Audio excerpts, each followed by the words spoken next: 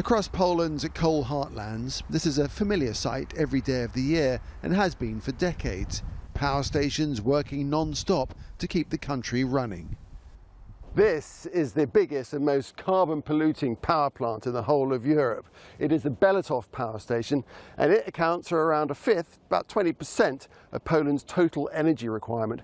And it's fueled by this colossal open-pit mine we can see in front of us here. And it employs nearly 10,000 people. But everyone across the industry is deeply worried about the future, as the transition to renewables means coal should be phased out entirely by 2049 at the latest. So the question is, what happens to the miners? I understand changes taking place in the mining industry are necessary, but those changes have to put people first. There must be a just and fair transition, securing their existence. For the government, the green transition is a huge challenge.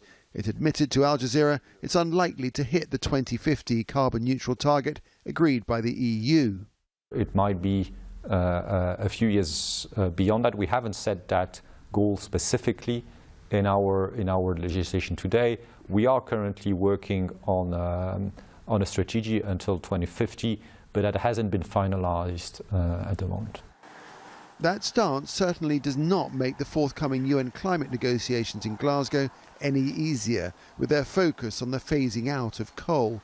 And bad news too, because from a health perspective, the green transition cannot come soon enough.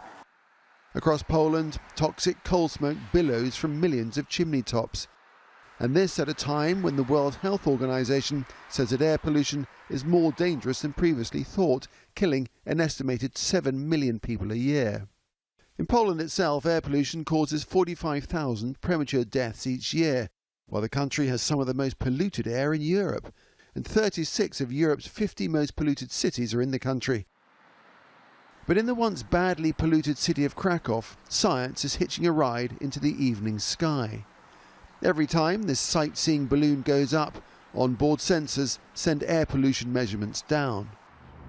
In 2019, city authorities banned the burning of fossil fuels within city limits, and the effects have been immediate. We see a great change in the city. The quality of the air is improving. The Krakow experience demonstrates the possibilities ahead for Poland. Phase out coal, you slash emissions and clean up the air at the same time. But getting there is the challenge. Nick Clark, Al Jazeera, Silesia, Poland.